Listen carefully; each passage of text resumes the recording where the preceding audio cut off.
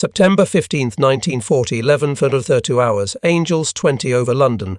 The sky was a pale, hard blue with thin ranks of cumulus scattered like torn sails. Daylight felt merciless. Chain-home masts from Dover to Ventnor had already spoken in pulses, and in Uxbridge the plotting table filled with green arrows, while a calm controller's voice cut the room.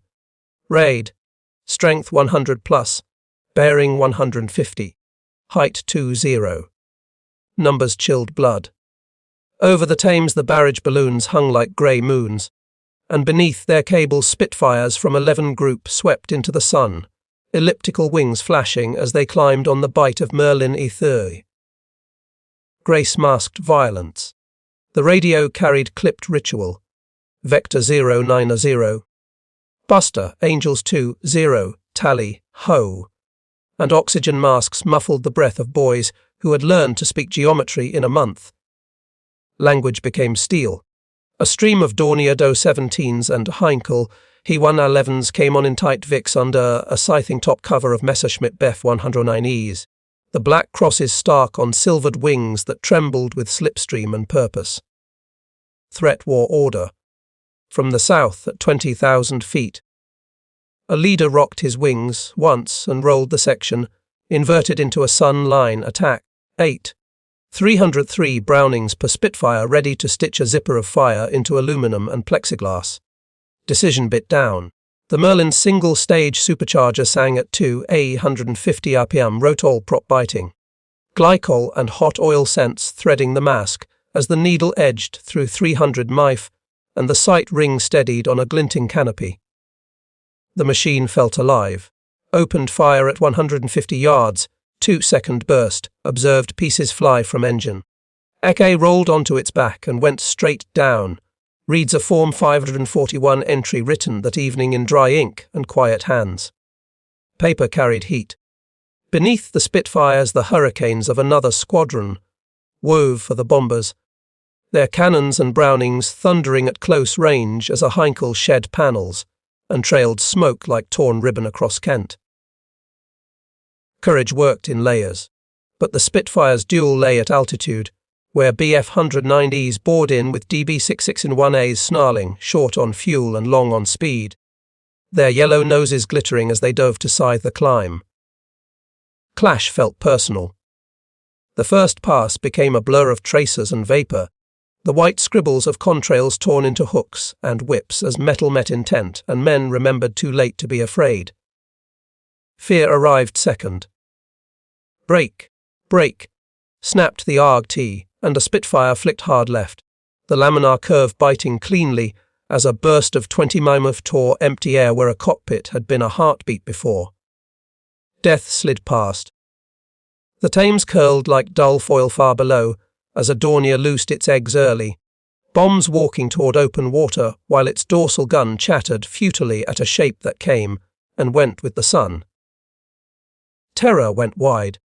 A black and white gun camera strip would later show the clean geometry of a Spitfire's pass, the spark of hits at a BF-110's wing root, and then the sudden droop of a left engine before the frame filled with cloud. Evidence blinked truth. Across the channel, a Gruppen commander had promised speed, and weight would finish the job, that British fighters would be caught on the ground, or drawn away by feints. His pilots believed him until the first hard turn under a British sun.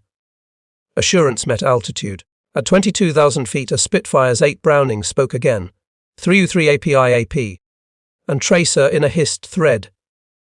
And a Messerschmitt's coolant burst into white fog, as the pilot kicked right rudder, and found nothing left to stand on. Silence was sudden. Angels 2-3, multiple bandits descending, crackled ground. And the controller's next, Vector, scalpelled another squadron across the bomber lane, the room at Uxbridge steady, as if drawing breath between lines of a map. Control felt human. Down in the slipstream roar, hands were cold inside gauntlets, and eyes watered behind goggles, and the world became a tunnel of ring and bead over a spinning prop as a cross became a cockpit. Focus erased doubt. Shot down 2 Me-109s. Am now out of ammunition. Returning to base. A pilot scribbled on landing with trembling fingers. The words clipped to hide the way his legs shook on the ladder. Relief came late. Over London the sun lit contrails into braided ropes, and beneath them the city spread like a chart of everything that mattered, while the sky itself turned black with specks that grew, flashed, and vanished in cold air. The stakes felt infinite. The Luftwaffe's range had a clock in it. The Bf-109E, short on fuel without a drop tank, could not loiter over the enemy's capital, and every climbing circle wound the spring of fear a little tighter. Time betrayed them. A Dornier tried to flatten for home, and ran into a wall of fighters that had not been there a minute before, and the crew saw an elliptical wing fill their world before smoke filled their lungs. Escape failed fast. In the ops room, a WAF plotter slid another block across the table at the end of her croupier's stick and said softly, almost as if to herself, "Raid weakening," while the controller stared at the clock. Hope found a voice. Above that table, above that clock, a Spitfire pilot closed to 100 yards and pressed the button another half second because he could not bear to let the cross slip away, then hauled hard into the turn and tried not to look at the falling thing he had made. Duty cut deep. By noon the bells of Seine. Paul's stood untouched against a bright sky scored with white scars, and the squadrons wheeled home through drifting ash and sunlight, their tanks near dry and their hands cramped to the shape of throttles. Survival tasted thin. The RAF had been outnumbered on every board, on every morning paper, and in every wager whispered in occupied cafes across the water. But over Britain, where sunlight and geometry met, the Spitfires began to turn the sky into a graveyard. And on that clear September day, the odds learned what an engine and a will could do. June 1940 left the map torn, and the Channel suddenly vast, France fallen, the Royal Navy alone on grey water, and Fighter Command standing as the only thin lid over London. Everything depended on the air. Hitler's directive no. 16 ordered preparations for an invasion. Seal we, conditioned on winning air superiority, and gear ring promised to break the RAF quickly with Adlerangriff. The Eagle attack. Confidence travelled on paper. Luftflotte 2 under Kessering massed in the Pays d'Ides Calais. Luftflotte 3 under Sperl spread across northern France, and Luftflotte 5 lurked in Norway to press the north. Their order of battle a catalogue of He-111s, Do-17s, Ju-8As and Stukas under a canopy of Bf-109Es and Bf-110s, weight gathered at the coast. On their boards the arithmetic looked simple. Roughly 500 to 700 aircraft to the RAF 700-800 serviceable fighters in July, and German planners believed the British squadrons would be overwhelmed or drawn to the ground and smashed. Superiority seemed certain. The British answer was not merely an airplane but a system. Chain-home radars on 315-foot masts pulsing 20 a mass into the morning, the observer corps filling the low-level gaps. Filter rooms and Group HHQs linked by telephone and WAF hands that slid coloured blocks across a vast map. Information became a shield. At Uxbridge, Dowding's Fighter Command and Keith Park's 11 Group made a new kind of control. Vectors issued by CORM voices, squadrons scrambled by sector clocks, and intercepts timed so fuel and altitude met the raid with precision. Steel obeyed speech. Spitfires and Hurricanes flew from grass and tarmac at Biggin Hill, Northolt, Kenley, Tangmere, and a constellation of forward fields. The Spitfire often tasked to sweep the 109s, while the tougher Hurricane scythed into bomber boxes. Rolls paired speed with endurance. The Spitfire MKI brought an elliptical wing and a Merlin Author of about 130 horsepower 8. A 303 Brownings set close and harmonised for tight, short-range bites. The Bf-9E answered with a DB-61A, two 792mm MG-17s and two 20mm MG FCM cannon, and slats that gripped the edge of the stall. Designs argued in turns. Fuel injection let the 109 bunt into negative G without a cough, while the Spitfire's carburetor starved when pushed forward too hard, forcing British pilots to half-roll rather than dive straight. The difference was tactical, not final. Technique bridged the gap. German formations flew rot and schwarm. 2 and 4 ship elements that breathed and saw well, while RAF squadrons still used the tight Vic and line. Astern that masked rearward sky. Experience would evolve under fire. Doctrine lagged bravery. The battle's phases unfolded like weather. Kanalkampf in July. Attacks on convoys and ports. Then the Great Lift in August as Adlerangriff began with strikes on coastal stations and forward fields, culminating in the hardest day, on 18th August when both sides bled hard. Pressure became habit. Radar masts were hit, Ventnor taken down. Sector stations cratered, and dispersals peppered, yet repair, crews and decoys worked through nights while chain homes latticed towers. Hard to kill, easy to mend, rose again with their steady heartbeat. Resilience denied certainty. On the 13th August, Eagle Day, the Luftwaffe hurled massed raids across Kent and Sussex, and the RAF rose in layers that looked thin until radios pulled squadrons into perfect angles over the Thames and the Weald. Surprise met structure. The Bf 110 Zerster Ruhr, meant to be the long-range shepherd, proved ponderous in the turning fight and became prey for Spitfires that could climb into the sun and cut a curving path across its twin shadows. Assumptions broke apart. Bombers took punishment they had not met in France. Heinkels and Dorniers shedding panels and engines, over fields they could not name, and German crews found British flak. Balloons and fighters stacked in a depth the channel had hidden. Routes grew lethal. Attrition ran cruel and close, but geography bent the ledger. A downed RAF pilot with luck reached a parachute and a fresh aircraft by evening, while a downed German pilot drifted into captivity and an empty bunk across the water. Land favoured the defender. Allies arrived as accents. Bloody Polis. Ingest turned to reverence as no. 303 squadron of Polish pilots scored furiously. Czechs, Canadians, New Zealanders, and others filled dispersals with stories from lost countries and a talent for gunnery. Numbers gained heart. The Luftwaffe's greatest limitation was distance. A 109E launching from the Pays de Calais reached the London line with minutes of combat fuel before the return leg, and what looked like dominance on the map became a clock that ticked in every dogfight. Range robbed momentum. Geo-ring shifted targets, airfields, then radar, then back again, until 7th of September, when the Schofferpunkt moved to London's docks. A decision born of strategy and anger that gave beaten sector station space to breathe and repair. Opportunity slipped. Churchill watched the map and listened to the drone over the capital, then said aloud in the Commons what fighter boys heard in their bones. Never in the field of human conflict was so much owed by so many to so few. A phrase became a banner. German confidence cracked enough to let Candor in.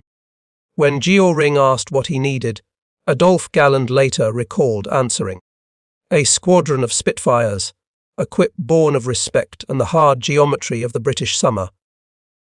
Admiration masked frustration, Form 540s and 541s, operations record books, filled with plain lines that telegraphed the method inside the myth. Scrambled 1105, intercepted 1130. Engaged U-17's Angels 18, claims 1 destroyed, landed 1230, refuel, rearm. Routine framed heroism. By September 15. The day Londoners would remember as Battle of Britain Day. The system had proven itself radar Q, controller vector, intercept, and home again for more fuel and another climb, a loop that could outlast numbers if it did not falter. Endurance became strategy. The RAF was outnumbered on paper and often in sight. Yet above Kent and the Thames the network, and the machine conspired to make every squadron arrive just where and when it mattered. That was how the sky began to turn against the raiders. The Spitfire MKI was a study in purposeful grace, an elliptical wing wrapped around a Rolls-Royce Merlin that breathed through a single-stage supercharger and sang clean at 3,000 rpm. Beauty hid claws. With about 130 horsepower on 100-odd octane fuel, a constant speed rotor de Havilland prop, and a top speed near 3D60 min for around 18,000 feet, it could climb above 500 feet per minute and still turn inside a Messerschmitt with the right hand. Numbers became feel. 8 Browning, 303 sat close in the leading edges, roughly 300 rounds per gun. Harmonized so their streams met at 250 yards in a violent fist that punished a bomber's wing root or a fighter's radiator. Firepower demanded proximity. The carburetor would cough in negative G, forcing pilots to half-roll rather than bunt into dives, but they learned the workaround under fire while the eventual fix. Miss Schilling's orifice, weighted in 1941. Limits taught technique. The cockpit was simple and tight. GM2 reflector sight glowing with a pale ring, a trim wheel under the pilot's left hand, a spade grip with a single firing button, and behind the panel the Merlin's gauges made a quiet truth of boost and heat. Clarity meant confidence. Fire short bursts of 1 to 2 seconds, and only when your sights are definitely on. Sailor Mallon's rules, born in 1940 fights and later inked for briefing huts, told a generation how to live. Discipline made survival. The rival across the channel, the BF-19E, brought its own character. DB6-1A fuel injection for clean negative G, roughly 175 horsepower, and a quick climb with automatic slats that snapped out at the edge to hold lift in a hard pull. Cleverness met craft. Armament varied. 2 792 ERM MG-17s and 220 MARM and MG-FFAM cannon in the wings for many E3, E4s. But ammunition was limited and the cannons could jam under stress. A cruel luck in a short fight. Power came with quirks. Its speed matched the Spitfires at height, but range did not. EU Series MLs launched without drop tanks in the summer of 1940 and arrived over London with minutes to spare, every turn a subtraction from the flight home. Fuel wrote tactics. Over Britain, the machine lived inside a system that multiplied it, and the Dowding system made radios as decisive as wings. Chain homes 12-20 menas pulses fixed range and bearing, filter rooms reconciled plots, and group HQs turned contacts into vectors. Information became thrust. Vector 0, Niner 0, Angels 2-0 Buster. A comm controller's voice could put a section exactly where sun and height made the first pass fatal, and VHF TR.33 sets carried those words with a clarity the older TR.9 never had. Speech-guided steel. Squadrons flew tight Vic and line, Aston formations at first, 3 aircraft VAs that looked neat on a parade and hid trouble in their blind arcs. Experience and foreign aces pushed change toward fighting in 4s and pairs. Order yielded to eyesight. Hurricanes shouldered the bomber, killing burden. 8. 303s and rugged frames that could soak punishment over the Weald, while the Spitfire rose to find the BF-109s, curving into the sun and slashing across the top cover's line of pride. Task split by temperament. Opened fire at 200 yards, 2-second burst. Observed coolant stream from EKA, broke into sun. Reads a Form 541 line from September. The spare cadence of a pilot who knew that closing distance turned light guns into heavy truth. Economy carried heat. The Spitfire's wing, thin and elliptical, offered low drag and a sweet stall, but ailerons grew heavy at very high speeds. The 109's roll stiffened too, and both pilots learned to fight where their own feel peaked, and the others dulled. Edges ruled choices. Convergent settings mattered because 300U3 strikes faded quickly with range. Some pilots pulled the pattern in to 200 yards and waited, nerves screaming. until the canopy filled the sight like a coin before pressing the button. Patience killed surely. Ground control doctrine was an engine of its own. Keith Park's 11 group fed squadrons in timed bites, never all at once, while 12 group wrestled with the big wing, a massed climb that promised shock but often arrived a minute too late. Philosophy met clocks. Chain home low watched the sea. Skimming approach bands the tall masts missed. Observer corps filled the gaps beneath cloud. And sector stations turned fuel state height and raid tracks into the single vector that made all the difference. Layers made certainty. Scrambled a London 05R, landed 12:30 RI refuel rearm. Operations record books recorded the tempo beneath the myth, and fitters with fuel Bowsers and ammo boxes turned exhaustion back into readiness in 15 minutes on sunburned grass. Speed hid in hands. Across the channel, the Luftwaffe's machine ran on its own strengths. Rot and Schwarm, Finger, 4, formations that breathed, tight radio discipline, and top cover with altitude. But the geography of a short-legged fighter over hostile fields bent everything back to the clock. Distance punished bravado. Both designs carried a human belief inside the metal. British pilots trusted a turn and a voice on VHF. German pilots trusted a dive and a minute hand, and in that exchange the Spitfire's character, quick climb, honest turn, clear sight, made tiny, lethal advantages out of seconds. Personality became weapon. The RAF had less of everything, but found enough in the machine, and the net around it to make the first pass theirs. The second pass optional, and the landing strip close. That was how an airplane became a system, and a system became a shield.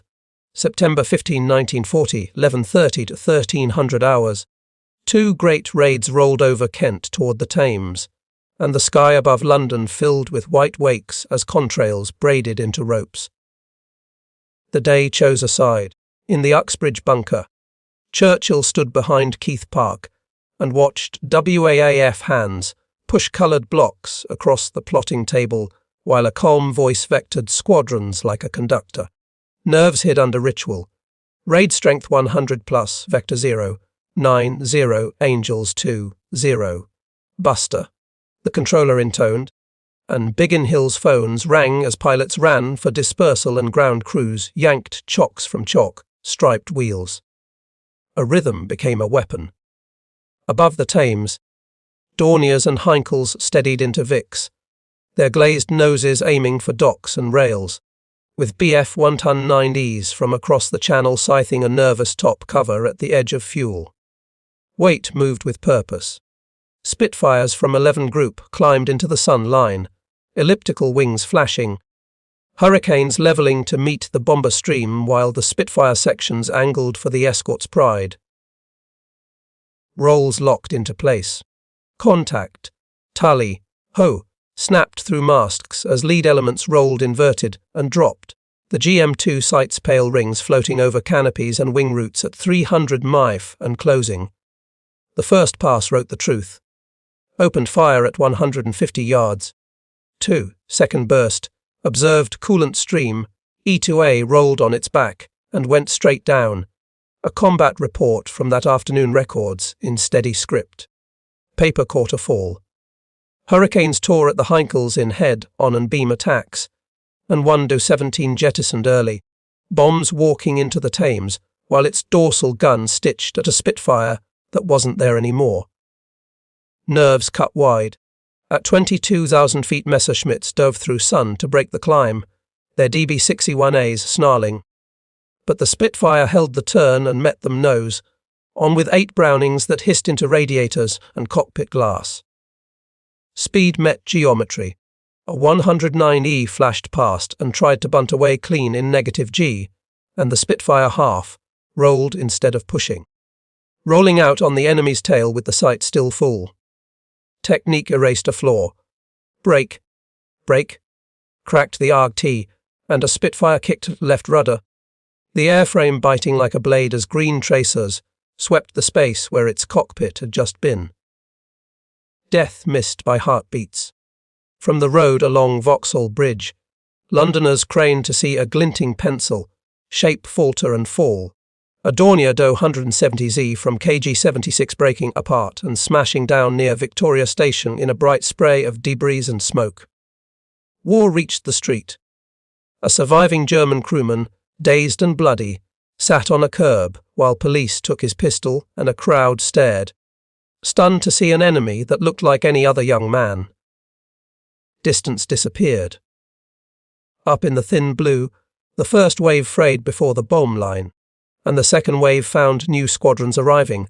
No, 303's Poles fierce and fast, 603 Scots diving from the sun, because Park fed the fight in timed bites, not in one glorious, wasteful mass. Control beat numbers. Expended ammunition, broke off and landed for refuel, scrambled again 45 minutes later. Reads a Form 5 and 40 entry. The mundane cadence that kept burning raids from overwhelming the day. Routine saved cities. In a remembered exchange, Churchill leaned to Park and asked, "What other reserves have we?" And the answer came dry as stone, "None." Courage had no cushion.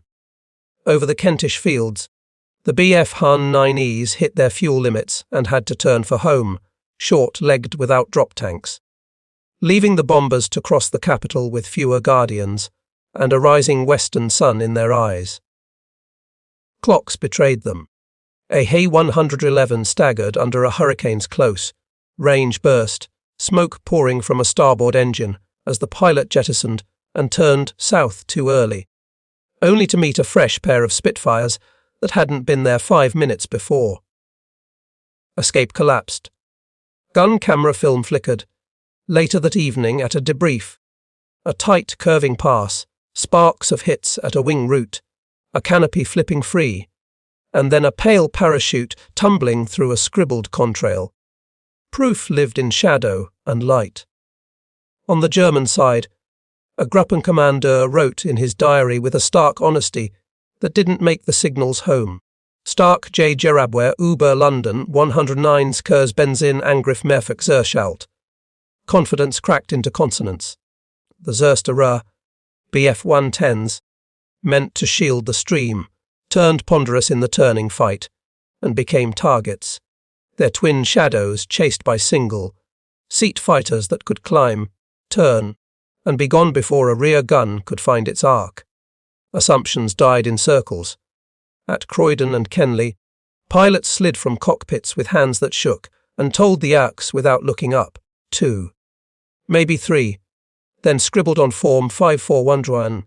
Claims submitted, ammo expended, refuel, emotion hid in ink.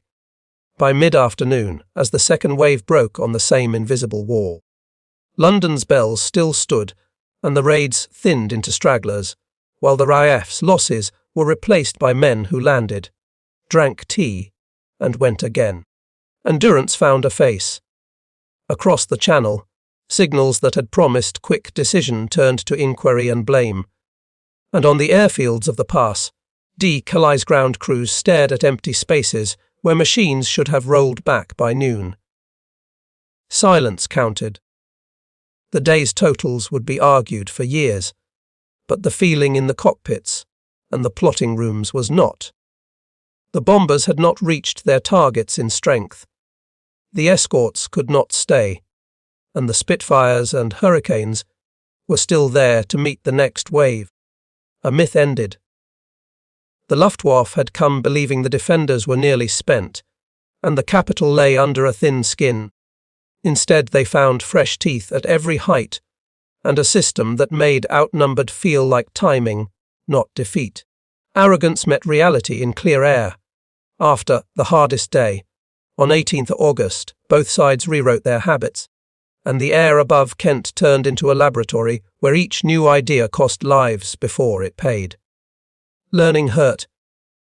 Geo Ring pulled the Stukas back after brutal losses, switched weight to Ju 88s and He 111s, and ordered closer fighter escort that tethered 109s to the bombers they hated to nurse.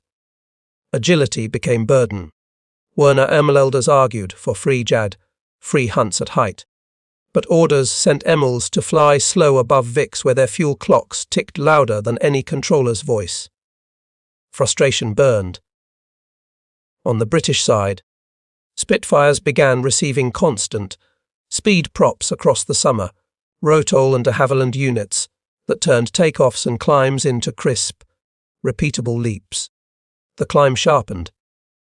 Castle Bromwich's first Spitfire deliveries trickled in by June and thickened through August, while hurricanes kept pouring from Hawker and Gloucester, raising squadron rosters that had been paper-thin in July. Depth arrived late. Polish and Czech veterans pressed for fighting in pairs and fours, and by September sections began to loosen out of the tight Vic, eyes freed to scan and turn without blocking one another's sky. Sight beat parade. Opened fire from 200 yards, 2-second burst. Eager dived vertical streaming glycol. A 610 squadron entry from early September records. The terse rhythm of men flying new freedom into old machines. Experience wrote calmly. Keith Park fed squadrons in timed slices, never emptying 11 group at once, while Leigh Mallory and Douglas Bader assembled big wings. In 12 group that promised shock, and sometimes delivered it a minute too late. Doctrine collided. Aprobungsgrupp 210 arrived with a specialty for low-level strikes, skimming hedges to hit radar masts and sector stations with cannon and bombs before anyone could climb. Speed turned sly. Ventnor and Poling went dark under explosive blossoms, and Biggin Hill was hammered twice in a day, ops rooms moving to garages and cellars while WAAFs pushed blocks between sandbags and candles. Continuity bent, not broken.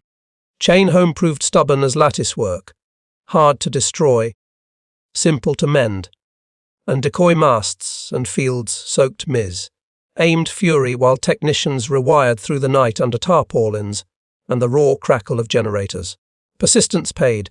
At altitude, BF-109E4s brought heavier MGFFM cannon and square-framed canopies, while RAF armourers tuned Browning convergence tighter, sometimes to 200 yards, so 8 streams met like a fist at a moment they could trust. Metal met method. Reports shifted tone, adopted beam attacks on bombers, broke upward into sun for second pass.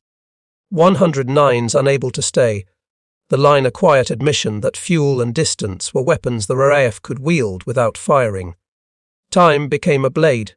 On the 24-25 August, bombs fell on London by error and reprisal answered in kind on Berlin. A humiliation that pushed Dual Ring to move the Schorpunkt to the capital on 7th as of September. AIM changed maps. The airfields south of the Thames breathed. Craters filled by dawn and dispersals patched, with pierced steel planking, while ground crews handed up fresh guns to pilots whose hands still trembled. Recovery outrun ruin. BF-109s tried fighter-bomber, Jabo raids, single 252 kg bombs slung beneath to dart at docklands and airfields, but every kilogram cut climb and combat time, and Spitfires waiting at altitude punished the compromise. Wait stole minutes. Enemy fighter bombers intercepted over Maidstone, one destroyed by 3-second burst, observed pilot bail out. A Form 541 line reads, matter of fact and merciless. Facts carried fear. German crews wrote the change in clipped diaries. Stark J.A. Jerabware. Treibstoff Nap. Strong fighter defense. Fuel scarce, as units returned with more empty bunks than they had left. Confidence thinned. RAF squadrons rotated north to rest and train new men at OTUs that ran dawn to dusk. Instructors pinning Mallin's rules to hut doors. Only fire when your sights are on. And drilling turns until muscle remembered what nerves would forget. Discipline replaced hope. On cloudy days the battle moved to the deck. Hedgerow fights that turned elegant wings into mud-splashed tools, while cannon shells hammered through engines at ranges, where faces showed in canopies. Closeness chilled. Out of ammo. Return to base. Refuel, rearm, scrambled again. A pilot scrawled. the loop of exhaustion and duty that made a thin line of metal feel thicker than arithmetic. Endurance found rhythm. By mid-September, the Luftwaffe had shifted targets and tactics twice, and the RAF had learned to answer each change with a system that flexed without breaking, the Spitfire's quick climb and honest turn anchoring every vector the voices sent. Adaptation taught fear, and in the spaces between raids, men stared at empty chairs and swallowed tea that tasted of cordet, knowing the next scramble would test the last lesson one more time. Resolve held, thin and bright.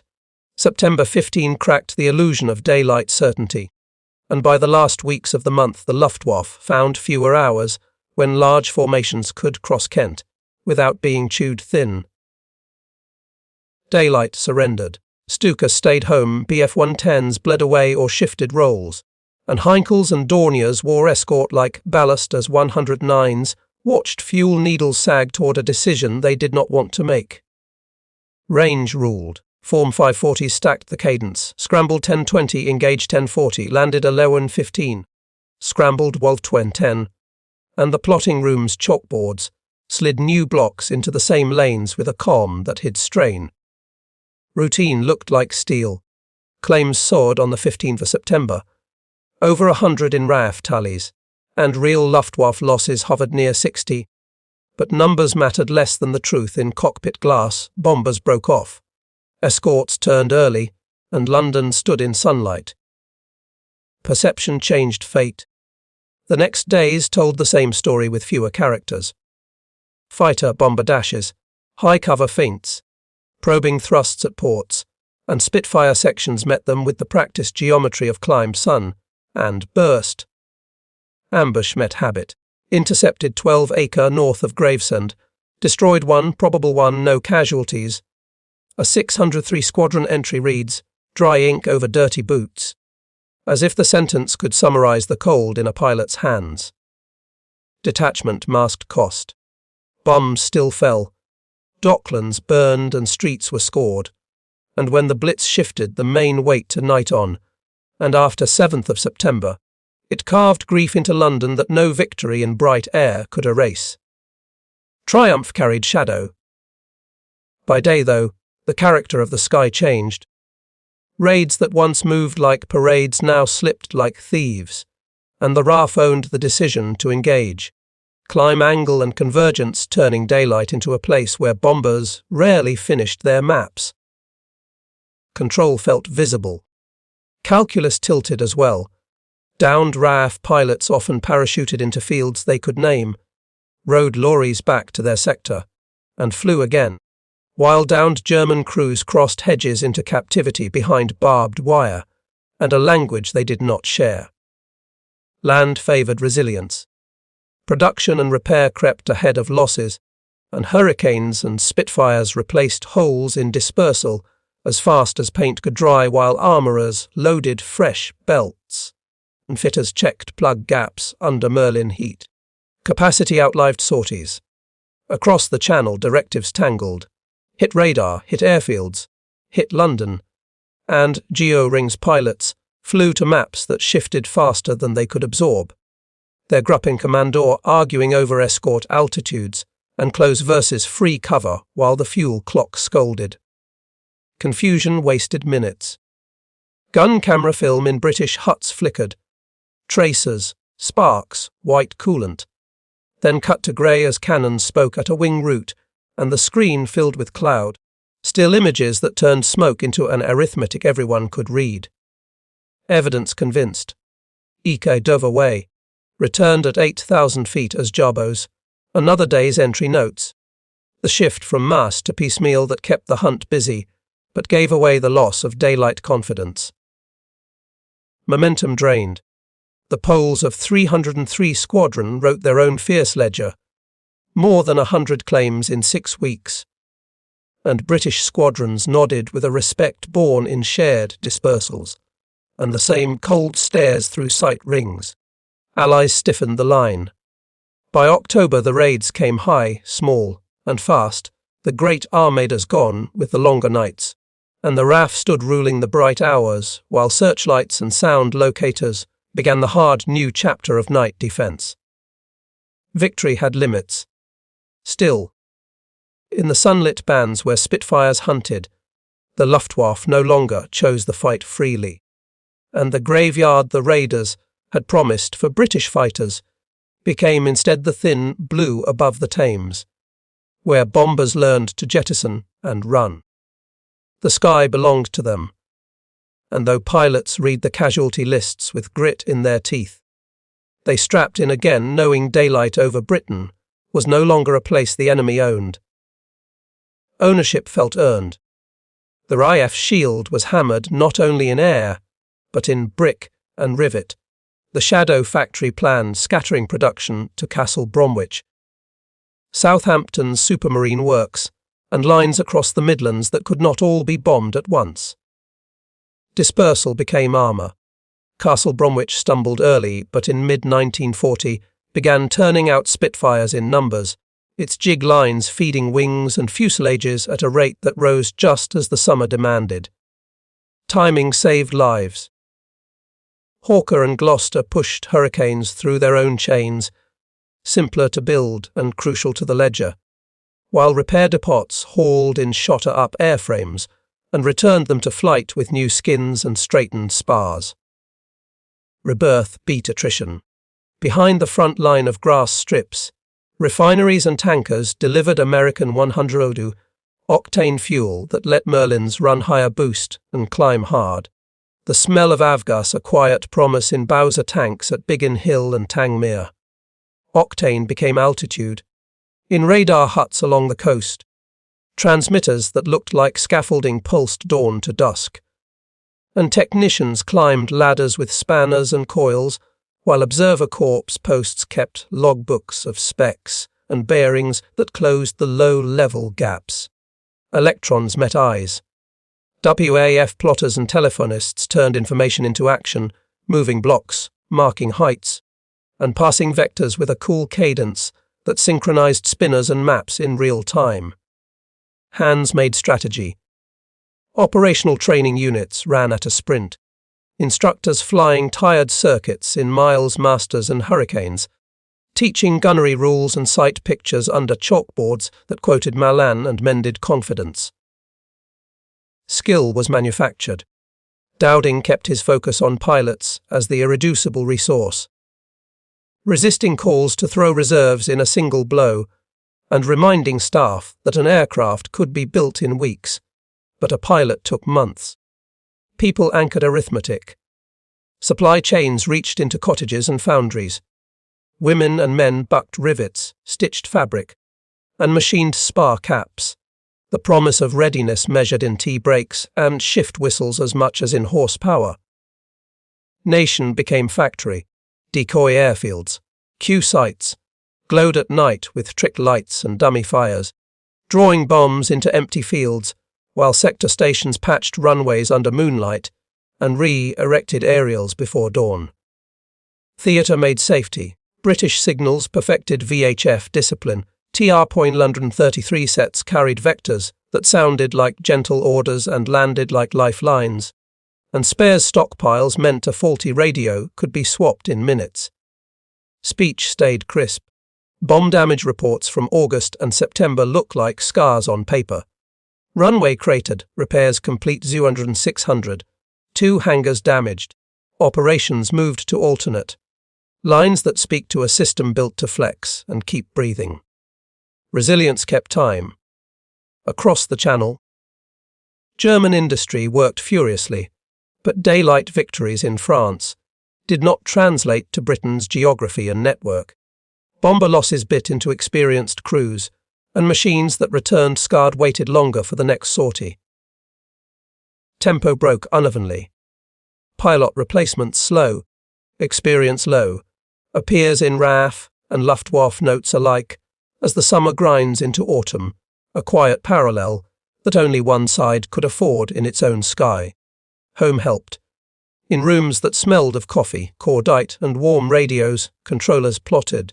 Telephonists sang call signs, and scramble bells turned into a national heartbeat synchronized across counties and clocks.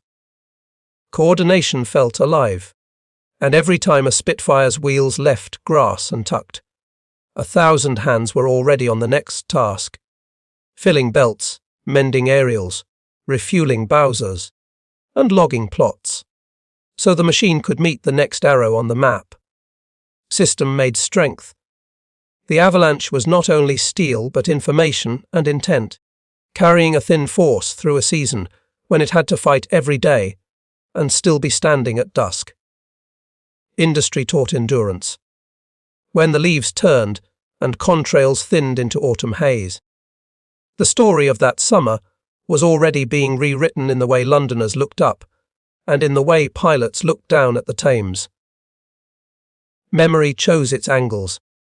Historians would argue numbers, sorties, and claims, but the shape of the truth stayed simple. The Luftwaffe failed to win daylight air superiority, and the invasion barges never left their rivers. Outcome silenced doubt. Churchill's line about the few hung on the air like a bell long after he spoke it, because it matched the look in the eyes of boys who climbed out of cockpits with hands that would not quite stop shaking. Words found owners. German leaders admitted respect in other words. Gallen's dry wish for a squadron of Spitfires. Kesselring's frustration over fuel and time. Phrases that read like footnotes to the hard geometry above Kent. Admiration carried grit. In squadron diaries the tone stayed clipped. Patrol engaged, one destroyed, landed. T. And the understatement became its own kind of legend, a national habit that turned fear into schedule. Stoicism became style. Museums later kept the artifacts of a system as much as an airplane. Chain-home masts on headlands, plotting tables under dim lights, and Spitfires at Duxford and Hendon whose elliptical wings still catch the sun like a promise. Objects held voices. The Polish 303's pennants, the New Zealand fern on a spinner, the Canadian maple leaf in a squadron badge. Each accent remembered in colours show how a small island's defence was flown by men from many shores who refused to be exiled from the fight. Diversity became strength.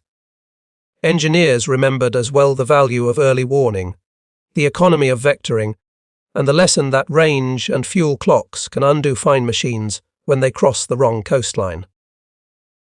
Design met doctrine. For the Luftwaffe crews, the legacy cut differently. Routes over water that felt longer on the way home, the white burst of coolant that always looked the same before a canopy flipped, and the channel loomed up far below. Defeat wore sameness. For Britain, the Spitfire's Song of Merlin and Wing Wine became shorthand for a moment, when the country could measure its survival in minutes and contrails, and when a young pilot's choice to turn into the sun felt like an answer to a headline. Symbol became shelter. Visitors stand today at the Battle of Britain Memorial, the sea opening blue beyond the cliffs, and watch a restored Spitfire arc across the wind, the sound laying a chord under the gulls that feels older than it is. Echoes keep time. Read the operations record books and you hear the rhythm. Scramble, intercept, burst, land, refuel, until the simplicity itself grows heavy and you are left with the plainest sentence that mattered. We were there when it counted. Presence meant everything. If you listen harder, you can still hear the low voices in plotting rooms and the controller's comm vector that set geometry above fear. The first truly modern battle fought with information more than numbers. Clarity 1. And when the sun slants across an elliptical wing in a museum hall, it is hard not to feel the cold bite of 40 and the relief of 50, and to see in polished aluminum the outline of a summer when odds learned humility.